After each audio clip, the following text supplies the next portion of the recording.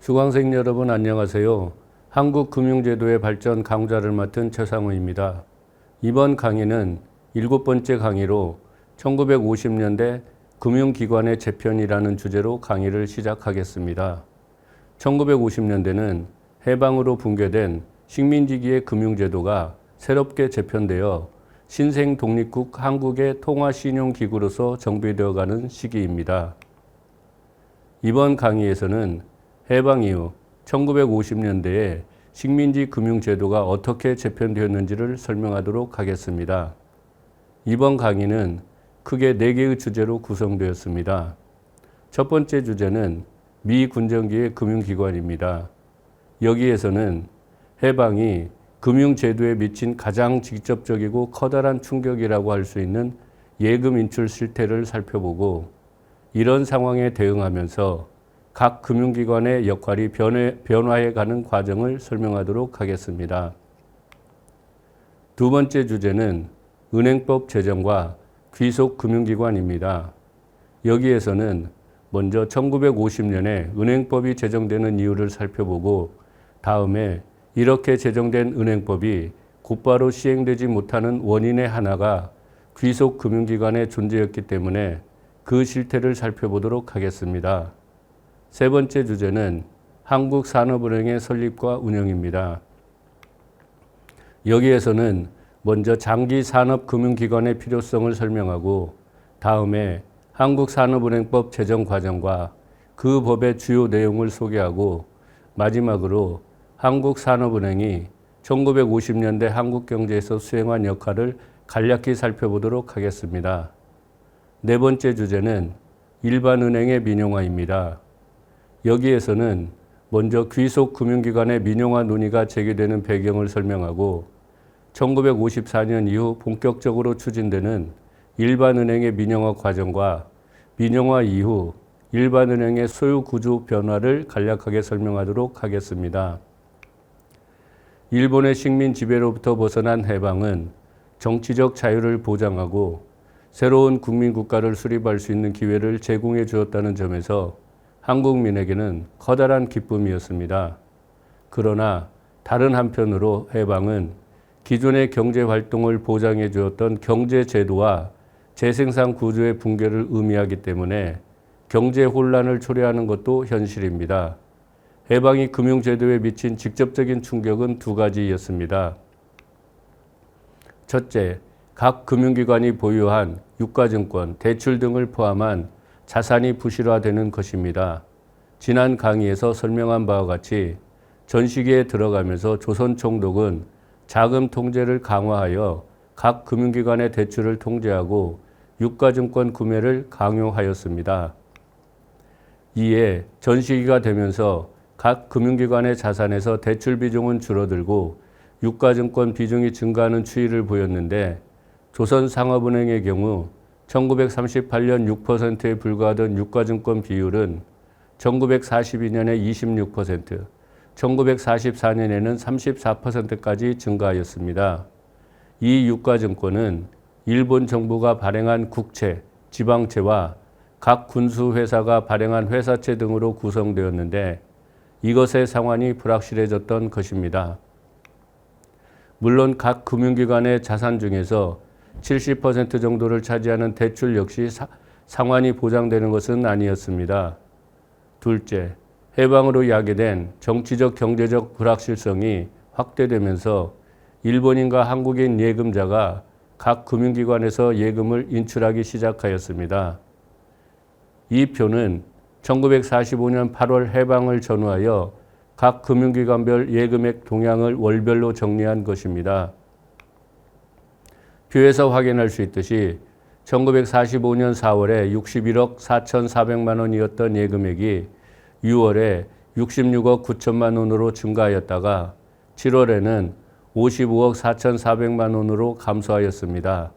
그런데 이 예금액은 해방이 되는 1945년 8월에 39억 2,300만 원으로 급격히 감소하였고 이런 추세는 10월까지 이어졌습니다.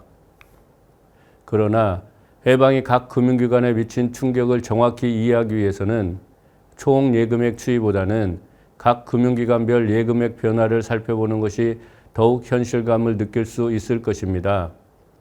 식민지기에는 조선은행, 조선식산은행을 포함하여 대부분 금융기관이 일반은행 업무를 영위했기 때문에 표에는 조선은행과 조선식산은행도 포함되었습니다.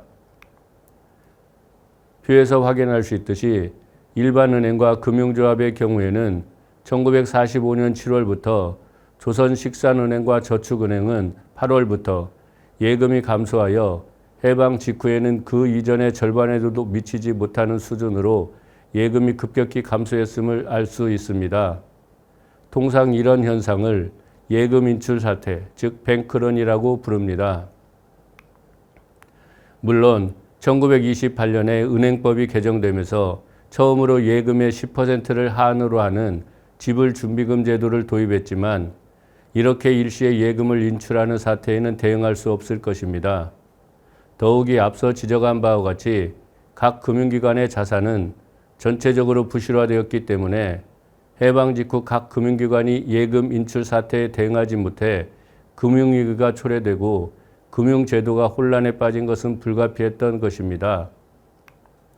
이런 상황을 해결할 수 있는 것은 한국 유일의 은행권 발행기관인 조선은행이 은행권을 발행하는 것이었습니다.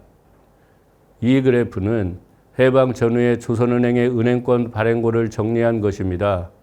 조선은행권은 1944년 말부터 빠르게 발행되기 시작하였습니다.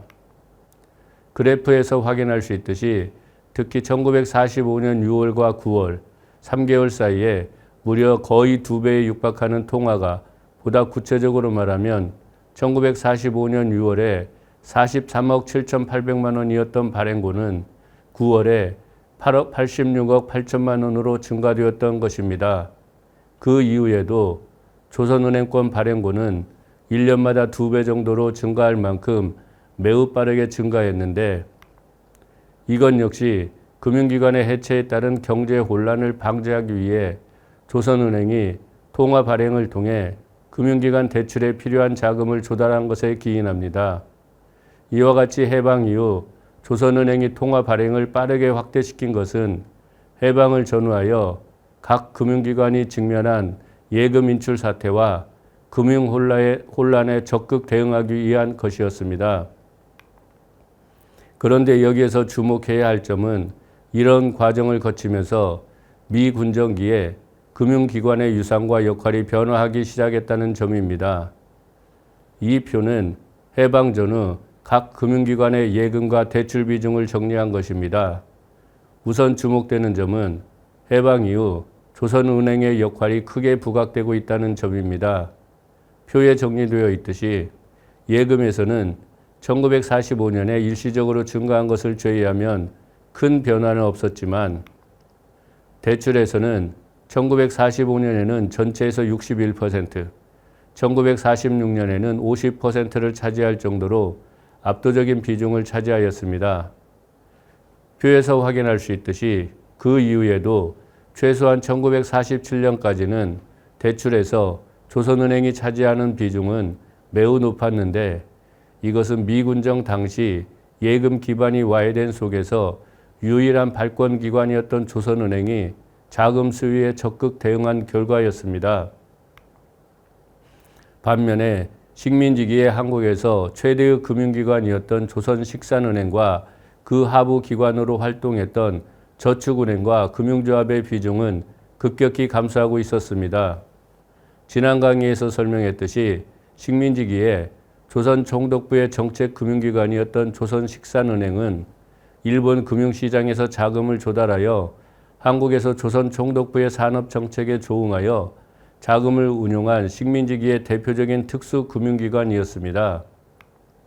그런데 해방 이후 일본과의 관계가 단절되면서 자금을 자체적으로 조달할 수 있는 통로가 차단되자 조선식산은행은 일반은행으로 전락하였고 그 활동은 크게 위축되었던 것입니다. 게다가 식민지기의 조선식산은행과 자본적으로 연결된 조선저축은행과 금융조합 역시 그 위상과 역할이 변경될 수밖에 없었습니다.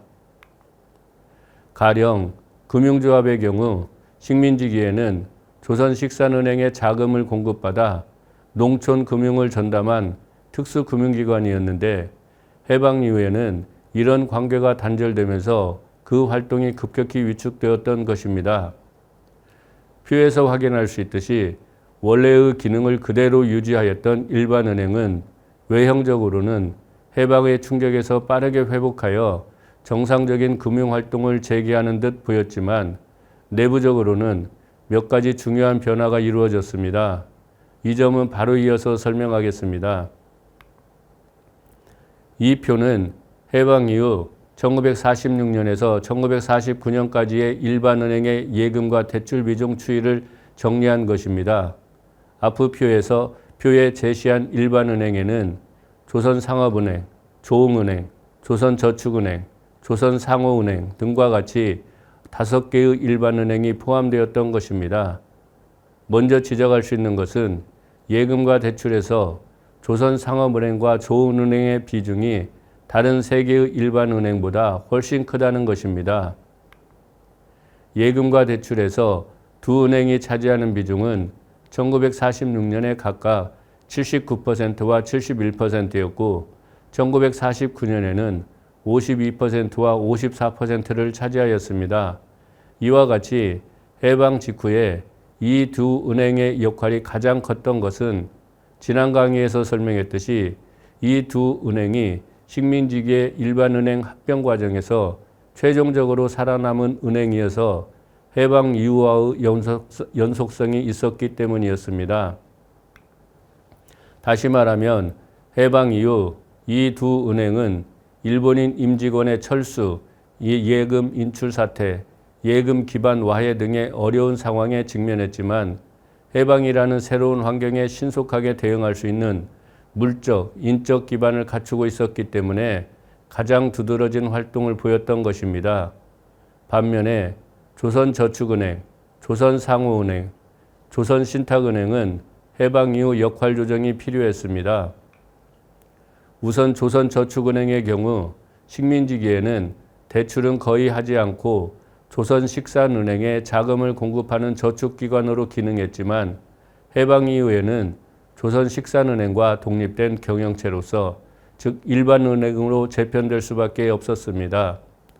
조선상호은행과 조선신탁은행은 각각 조선무진회사와 조선신탁회사에서 일반은행으로 재편된 경우입니다. 식민지기의 이들 회사는 무진개혁과 신탁계약을 통해 영업을 유지했는데 해방 이후 무진계약과 신탁계약의 해지가 속출하면서 일반은행 업무를 하지 않을 수 없었습니다. 이런 상황을 고려하여 미 군정은 1945년 말에서 1946년 초에 이들 두 회사의 일반은행으로 전환을 허가하여 앞서 소개한 조선상호은행과 조선신탁은행으로 재편되었던 것입니다. 이상과 같이 미 군정기에 한국의 금융제도는 커다랗게 변화했습니다.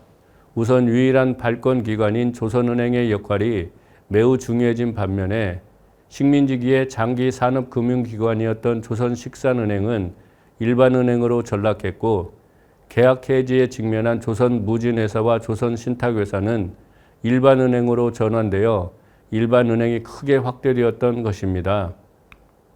이번 시간은 미 군정기의 금융기관에 대해 설명하였습니다. 다음 시간은 은행법 제정과 귀속 금융기관에 대해 살펴보도록 하겠습니다.